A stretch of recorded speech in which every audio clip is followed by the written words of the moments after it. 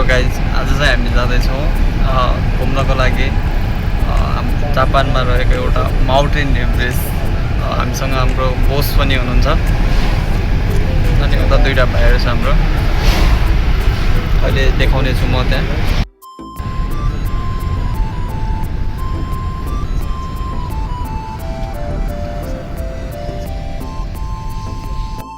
कस्तो फिल भइरहेछ कुङ्गा? आज हाम्रो बोसले घुमाउनु लाग्छ। ल त्यसको उपलक्ष्यमा एउटा सङ जाओस् न त कुङ्गा। सर्ट सङ ल एउटा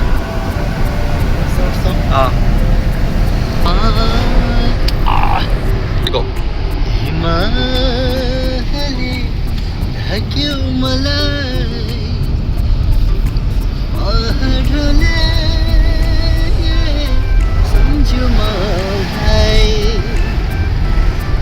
त्यसैले त फर्के नेपालमा मेरो हिमालमा। ओ त्यसैले त फर्के नेपालमा मेरो हिमालमा। Thank you. जानु लाग्छ चाहिँ त्यो वाइट छ नि, हो त्यहाँ हो। यहाँबाट तालहरू पनि छ, कस्तो राम्रो। त्यो चाहिँ ठ्याक्कै हेर्दाखेरि नेपाल जस्तै छ। डाँडा काँडा पहाडले घेरिएको। हामी अब एकछिनमा जाँदैछौँ। हाम्रो बोस अनि दुईजना हाम्रो भाइहरू टक्क पछाडि बसेर। उनी सेम बस नेपालको जस्तै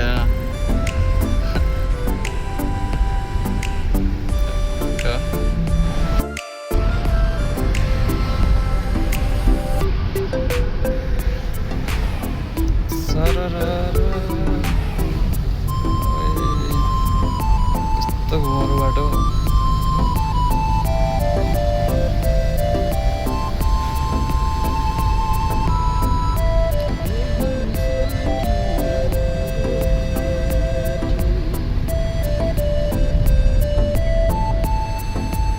We are lucky, maybe we can see the view.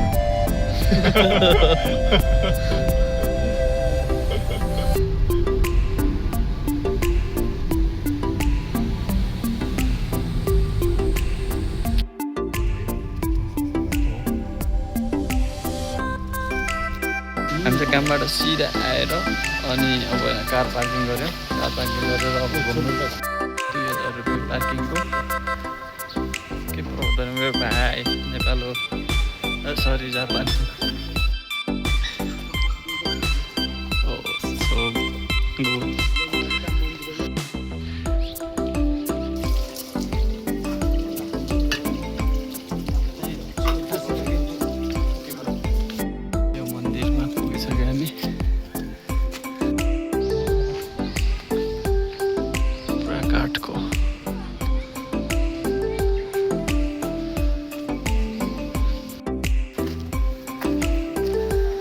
San, how feel?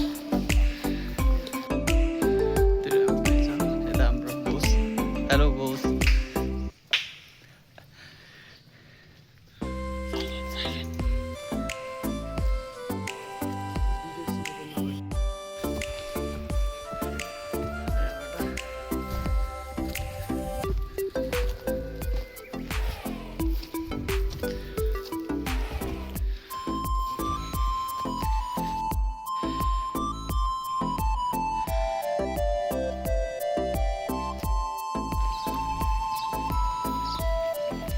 मन्दिर आएको थियौँ, अब फर्किन लाग्यो। अझ योभन्दा पनि उता माथि हिँडेर जानुपर्छ, तर यस्तो हिलो छ बाटो, अनि त्यही भएर अब जानु लाग्यो।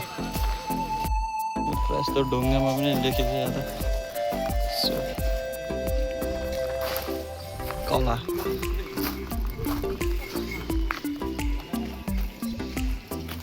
ढुङ्गासान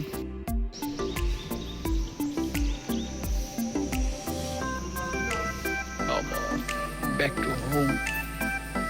हामी चाहिँ त्यत्तिकै आएको कि कामबाट, छिटो काम सकिएर यस्तो प्रिपेयर केही भएको थिएन।